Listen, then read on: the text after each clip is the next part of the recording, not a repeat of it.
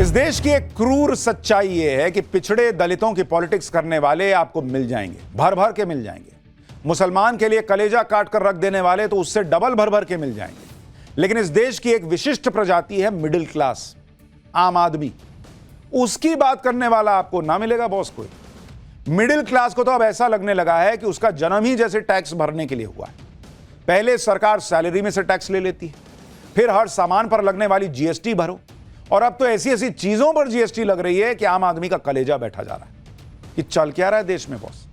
हाल ही में GST council की meeting में ऐसी ऐसी घोषणाएं हुई हैं कि आम आदमी का दिल उस गड्ढे में घुसा बैठा है जो संभल जैसी खुदाई भी हो जाए ना तो ना निकले। लोगों का जो दर्द है वो मजाक के रूप में बाहर आ रहा है। वित्त मंत्री निर्मला सीतारमण को लेकर खूब मीम्स बनाए जा रहे हैं। ऐसा इसलिए क्योंकि जीएसटी को लेकर ऐसे ऐसे फैसले हुए हैं जो मिडिल क्लास को तो समझ में नहीं आ रहे। जैसे अगर आप देखें कुछ फैसले आपको मैं बताऊं, पुरानी गाड़ी बेचने पर टैक्स 12% से बढ़ाकर 18% कर दिया गया। पॉपकॉर्न पर टैक्स को 3 कैटेगरी में बांट दिया गया। पॉपकॉर्न जो आप खाते हैं, नमक और मसालों वाले अनपैक्ड पॉपकॉर्न पर 5% टैक्स लगेगा। पहले से पैक और लेबल वाला पॉपकॉर्न है तो उस पर 12% टैक्स लगेगा। कैरमलाइज्ड यानी मीठे पॉपकॉर्न है तो 18% टैक्स लगेगा। हेल्थ इंश्योरेंस पर जीएसटी कम करने या हटाने का कोई फैसला नहीं हुआ। यानी जिस पॉपकॉर्न को खाते खाते आम आदमी सोच रहा था कि शायद हेल्थ इंश्योरेंस पर जीएसटी कम हो गई, यह सुनने को मिलेगा, उसको पता चला कि उसके हाथ में जो पॉपकॉर्न है उसकी प्रजाति तय करके अलग अलग टैक्स लग गया है पॉपकॉर्न पर, लेकिन उसके इंश्योरेंस पर टैक्स घटने का कोई फैसला नहीं हुआ। गजब ही है बॉस। आप खुद सोचिए कि सरकार के पास इतना समय है कि वो पॉपकॉर्न को 3 कैटेगरी में बांटकर उस पर भी टैक्स लगा रही है, लेकिन इतना समय नहीं है कि हेल्थ और लाइफ इंश्योरेंस जैसे महत्वपूर्ण मुद्दों पर जल्दी से कोई फैसला ले लें। इसलिए पब्लिक अब सवाल पूछ रही है कि बॉस क्या हम लोग सिर्फ अलग अलग ब्रैकेट में टैक्स भरने के लिए बने हैं? और सबसे बड़ा टॉकिंग पॉइंट तो पुरानी गाड़ियों को बेचने पर लगने वाला टैक्स बना हुआ है। जीएसटी काउंसिल की बैठक में पुरानी कारों के बेचने पर लगने वाली जीएसटी की दर को बढ़ा दिया गया। जैसे इसका ऐलान हुआ तो सोशल मीडिया पर लोगों ने अपनी नाराजगी जाहिर करनी शुरू कर दी। सवाल उठना शुरू हुआ कि सेकेंड हैंड कार बेचने पर पहले ही 12% टैक्स लग रहा है, जिसे अब 50% जंप देकर 18% कर दिया गया। सबसे बड़ा सवाल यह है कि सेकेंड हैंड कार हमेशा नुकसान में ही तो बेचते हैं। इस पर टैक्स बढ़ाना मिडिल क्लास के लिए ज्यादती से कम नहीं है। लेकिन बात सिर्फ इतनी नहीं है। जीएसटी काउंसिल की बैठक के बाद निर्मला सीतारमण जी ने एक बयान दिया जिससे लोगों में और कंफ्यूजन बढ़ गया। वित्त मंत्री निर्मला सीतारमण ने कहा कि जिस दाम में कार खरीदी गई और जिस दाम में बेची जा रही है उसके अंतर पर 18% टैक्स लगेगा। यानी वित्त मंत्री निर्मला सीतारमण के मुताबिक नई कार की कीमत और उसे यूज करने के बाद बेचते समय जो दाम आपको मिल रहा है उसमें जितना डिफरेंस होगा उस पर 18% का टैक्स लगेगा। एक बार वित्त मंत्री को सुनिए, फिर आपको बताऊंगा कि निर्मला सीतारमण ने कैसे कंफ्यूजन बढ़ा दिया और कैसे यह टैक्स आम आदमी की कमर तोड़ देगा। It is on that margin, the margin value between purchased price and resale price. 12 lakh में खरीदा, 9 लाख में बेच रहे हैं सेकेंड हैंड यूज्ड व्हीकल के नाम पर। On the margin is only this 18% is being put, as would be for any used car. वित्त मंत्री निर्मला सीतारमण ने बड़ी आसानी से बता दिया कि 12 लाख में कार खरीदी और 9 लाख में बेची तो जो अंतर है यानी 3 लाख रुपए उस पर 18% टैक्स लगेगा। लेकिन ये इतना भी सीधा और सरल नहीं है। आपको उदाहरण से बताता हूं। मान लीजिए ये कार की खरीद बिक्री का मामला समझिए क्या है मामला। जैसे आपने 2014 में कार खरीदी, कितने में खरीदी? मान लीजिए आपने 6 लाख में कार खरीदी। ठीक है भाई, नई गाड़ी आप लेकर आए। 2024 में आपने कार बेची, कितने में बेची? भाई अब पुरानी हो गई 10 साल कार, तो आपने कितने में बेची? 1 लाख में बेची। अब सरकार क्या कह रही है कि आपने खरीदा कितने में? 6 लाख में। बेचा कितने में? 1 लाख में। अंतर कितना हुआ दोनों के बीच? अंतर 5 लाख का हुआ। यानी आप 5 लाख रुपए के नुकसान पर कार को ऑलरेडी बेच रहे हैं। 6 लाख में खरीदे, 1 लाख में बेच रहे हैं, तो 5 लाख तो कम ही हो गया। अब सरकार कह रही है कि ये जो डिफरेंस है 5 लाख का, इस पे 18% तुम टैक्स भरो, बेच रहे हो तो। पब्लिक कह रही है कि ऐसे ही हम नुकसान में बेच रहे हैं। अब उस पर 18% टैक्स, यानी 5 लाख का आप 18% निकालिएगा, 5 लाख का 18%, तो वो कितना बैठेगा बॉस? 90,000 रुपया। 90,000 रुपया में टैक्स चला जाएगा सरकार को।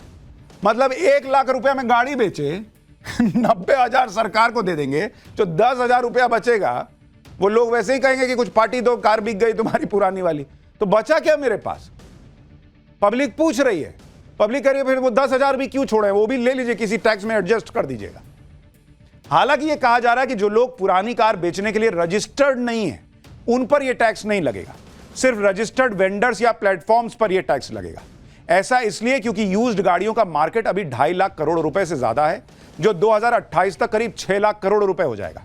इसलिए सरकार चाहती है कि टैक्स बढ़ाने से सरकार का रेवेन्यू बढ़ जाए, जिसका इस्तेमाल सरकारी योजनाओं में किया जाएगा।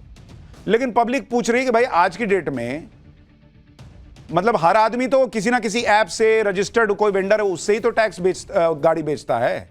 कौन जाता है निकल के जरा मुझे कोई गाड़ी लेने वाला है, तो जब आप उस पर टैक्स लगाइएगा तो वो आपका मुनाफा कम कर देगा, तो इनडायरेक्टली तो मेरे ही जेब से जा रहा है। लोग ये भी सवाल कर रहे हैं कि पहले तो हम सैलरी पर टैक्स देते हैं, फिर गाड़ी खरीदते हैं तो टैक्स देते हैं, अब पुरानी गाड़ी बेचने पर भी टैक्स बढ़ा दिया, नई गाड़ी खरीदते हैं तो पहले से ही दुनिया भर के टैक्स देते हैं। आपको एक उदाहरण बताता हूं, अगर आप 8 लाख रुपए की गाड़ी खरीदते हैं तो 28% जीएसटी यानी 2,24,000 रुपए तो आपका जीएसटी में जाता है, फिर उस पर सेस लगता है 1% यानी 8,000 रुपए, रोड टैक्स करीब 52,000 रुपए भरते हैं आप, इंश्योरेंस कराते हैं उस पर 45,000 रुपया भरते हैं, इंश्योरेंस पर 18% जीएसटी यानी करीब 8100 रुपया भरते हैं। सरकार को कुल टैक्स दिया 2,92,100 रुपया। 8 लाख की गाड़ी खरीदने में पैसा खर्चा हुआ, कुल टैक्स भरे 36.5%, तो 8 लाख की गाड़ी आपको मिली कितने में? 11,37,100 रुपया में। यानी नई कार पर हम ऑलरेडी जीएसटी दे रहे हैं, सेस दे रहे हैं, रोड टैक्स दे रहे हैं, सर्विस टैक्स दे रहे हैं, पेट्रोल खरीदते हैं तो उस पर सेस देते हैं, टोल पे चलते हैं तो टोल देते हैं, कार के लिए लोन लिया तो उस पर सर्विस टैक्स दे रहे हैं, पार्किंग में गए तो वहां पे पैसा भर रहे हैं, उसके बाद भी टैक्स वसूलने के नए नए तरीके खोजे जा रहे हैं। अब हर साल डेप्रिशिएट होती उस कार को जब बेचने जाइएगा तो उस पर भी टैक्स दीजिएगा, वो भी 12% से बढ़ाकर 18%, तो बचेगा क्या बॉस हमारे पास? हर कदम पर टैक्स का जाल बिछा हुआ लग रहा है कि किसी भी तरह से टैक्स मिल जाए बस। और यह सब तब हो रहा है जब देश में individual tax collection corporate tax collection से ज्यादा हो चुका है। पर्सनल इनकम पर लगने वाले टैक्स को इंडिविजुअल टैक्स कहते हैं, और यह किस तरह से बढ़ा है आप देखिए। आज की डेट में जो इंडिविजुअल टैक्स कलेक्शन है, इंडिविजुअल टैक्स कलेक्शन, अगर आप वो देखेंगे 2015 में आम आदमी जो टैक्स भर रहा था, जो आप इनकम टैक्स वगैरह भरते हैं, वो था 2.65 लाख करोड़। इतना इंडिविजुअल टैक्स होता था। 2024 में बॉस ये बढ़ के कितना हो चुका है इंडिविजुअल टैक्स? आज की डेट में ये बढ़कर हो चुका है 10 लाख करोड़ के पार जा चुका है। 10 लाख करोड़ के पार, यानी अगर आप देखेंगे तो पिछले करीब 9 साल में जो ग्रोथ है पर्सनल इनकम टैक्स की, 294% इनकम पर्सनल इनकम टैक्स बढ़ गया बॉस। और कॉर्पोरेट टैक्स कलेक्शन कितना है? 2015 में 4 लाख करोड़ था। 2024 में कॉर्पोरेट टैक्स जो है 2024 में वो कितना है आपको पता है? 9.11 लाख करोड़। यानी जो इंडिविजुअल टैक्स है, आप और हम जो टैक्स दे रहे हैं, वो कॉर्पोरेट टैक्स से भी आगे चला गया है। और ग्रोथ कितना हुआ है कॉर्पोरेट टैक्स में? 112%, 112.85%। मतलब जो इंडिविजुअल टैक्स है वो पिछले 9 साल में 294% बढ़ गया, और कॉर्पोरेट टैक्स 112% बढ़ रहा है, 113% बढ़ रहा है। यानी मिडिल क्लास भर भर के टैक्स दे रहा है, लेकिन उनकी कोई बात ही नहीं करता। भाई मिडिल क्लास क्या लेता है? मुझे ये बताइए, जो आम आदमी टैक्स भर रहा है 30%, 35%, उसको शिक्षा में कुछ मिलता नहीं, उसका बच्चा सरकारी स्कूल में तो पढ़ नहीं रहा, स्वास्थ्य में कोई सुविधा मिलती नहीं, वो तो प्राइवेट हॉस्पिटल में जाता है, रिटायरमेंट पर कोई सोशल सिक्योरिटी नहीं है उसकी।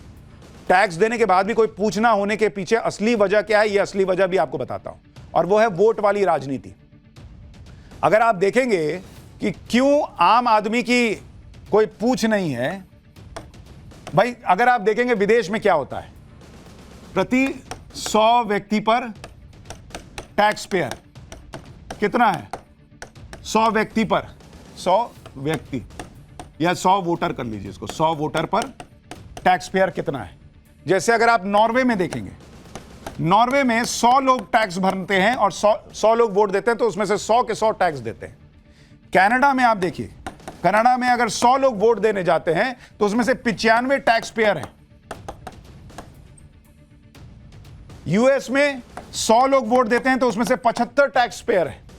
भारत में 100 लोग वोट देने जाते हैं तो उसमें 7 टैक्स भरते हैं, 93 टैक्स ही नहीं भर रहे हैं। भारत में लगभग 10 करोड़ लोग ही टैक्स रिटर्न फाइल करते हैं, जबकि देश की आबादी 140 करोड़ के पार चली गई है। तो वो केंद्र सरकार हो, राज्य सरकार हो, सबको लगता है कि ये 7 लोग क्या ही कर लेंगे मेरा। 93 लोग तो वो है ना जिनको टैक्स कलेक्शन के बाद फायदा मिल रहा है, उसको हम दे रहे हैं, तो दे रहे हैं, चल रहा है। तो पॉपकॉर्न में भी लगा दो, इधर लगा दो, उधर लगा दो, चले जा रहा है मामला। सरकार को सोचना चाहिए कि मिडिल क्लास बहुत मेहनत से कमाता है, उसको भी तो कुछ फायदा मिले।